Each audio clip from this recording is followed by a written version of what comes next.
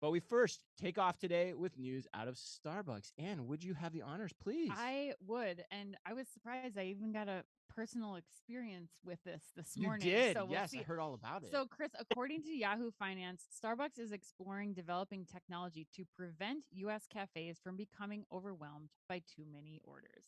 The company is exploring load balancing Ooh, technology. big That word. I know.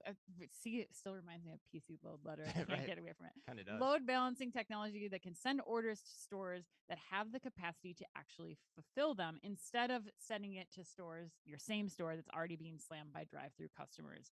Chief Technology Officer Deb Hall Lefevre said in an interview with Reuters ahead of Investor Day on Tuesday. Such technology will help distribute the demand more evenly across multiple stores, especially during peak hours, Lefevre also said. And she also added that the company is also focused on automating tasks and streamlining jobs so that employees can prioritize customer service. Mohit, we're going to go to you first on this one. What do you think of the ideas surrounding this uh, load balancing technology? Are you in it? Are you are you asking questions about it? Where are you with it? I mean, listen, I think about this as $1 trillion disruption, right? With a T. Mm, Hmm. And to me, this just continues to highlight how technology, especially AI, will continue to disrupt retail at a breakneck pace. I mean, we've been seeing this with multiple clients when online demand went up during the pandemic. Mm-hmm. mm-hmm. Retailers either capped the number of stores where they were taking BOPIS orders. We've all seen the crowded parking lots converted into, like, Right. buy online, pick it in store. Many cap the number of online orders they will process in a store not to break the system. Right. What Starbucks is now doing is a step in how do you capitalize on that new demand and the new normal in the most efficient manner. And AI is going to play a big component in it. Frankly, I mean, I think of it as just one use case. Based on work been doing with our clients, we see AI being increasingly deployed in demand and deployment as it relates to inventory, merchandising planning, customer service, pricing and promotion, you just name it, right? So to me, this is just one use case. The way I think about this is, just in US alone, retail is a $6 trillion plus opportunity. Mm-hmm. And I think it is not far-fetched to say the kind of impact we're going to see on retail just over the next 2 or 3 years with all the different kind of AI use cases is gonna be in at least $1 trillion plus range, significantly higher over the next 5 or 10 years. So, really exciting. I personally love Starbucks, so I can't be more happier about it. Well, Mohit, I have to agree with you. And there's also a story that came out this week that said, we Starbucks is also going to be opening 2,000 new stores, investing $450 million in modernizing stores with the type of automation and AI that you're talking about. I'm curious though, specifically, like AI aside, like of this specific thing, like being able to move orders from one store Starbucks to another. What about the consumer side of this? Because that's what I'm thinking about here. And I would question, like, do you have any thoughts about what that's going to mean for, my best friend who I ran into this morning who got rerouted to another Starbucks because her Starbucks had stopped taking mobile orders because there was too much load there at that Starbucks. I mean, where does that come into play with the addition of the new technology? I think there is gonna be an element to it around how do you think about what is gonna be the consumer feedback Yeah. and really taking that to the core. At the end of the day, this is not a technology play, right? Anything and everything which we need to do has to create exponentially better customer experience, which is what Right. they're trying to do. So I'm quite sure they'll learn a lot, and they've probably done a fair bit of testing already around the kind of things where they might see a negative or an adverse consumer impact. Sure. But I think you're spot on, right? Like there would be adjustments which they probably need to make down the road. Yeah. Knowing Starbucks and its history, this is probably just the first salvo. So there is more to come, and I think it's a really exciting time. Yeah.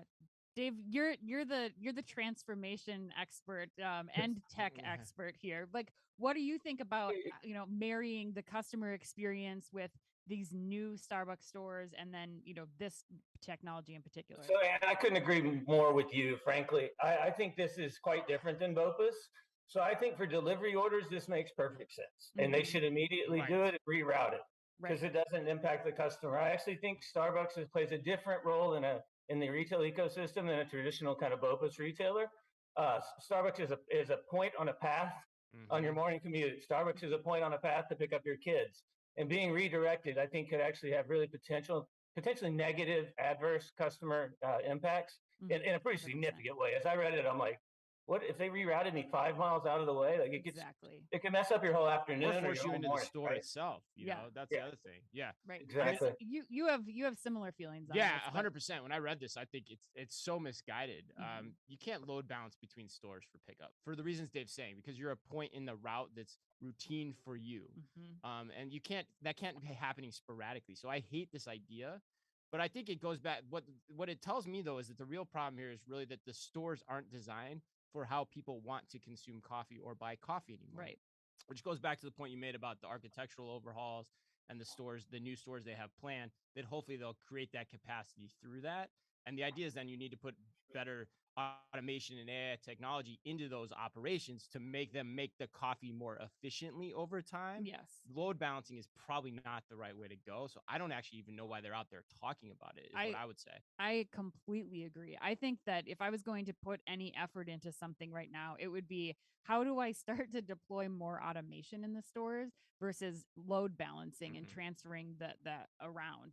How do I, focus on what we're seeing in Amazon Go, where you have a full on, that cup of that latte that you were programming in anyway when you're doing a mobile order and picking up, like, I don't know if that's being made by a person or by a machine at this point in time. And I think that that's going to be important for them to think about, as you're talking about, as they're building out these 2,000 stores, do they create a delivery or pickup only store, delivery pickup only stores in these like interim areas where they're seeing such high load?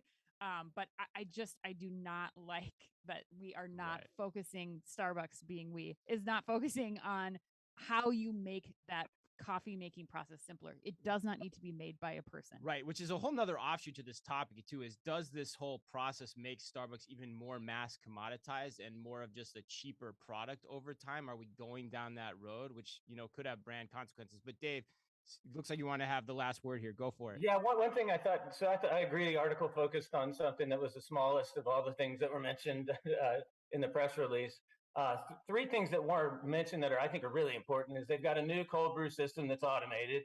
They've got the Clover machines, which is automated, kind of single serve, and then they've got the Just Walk Out technology, which those three things are so much of a bigger deal and frankly more impactful ideas than the load balancing.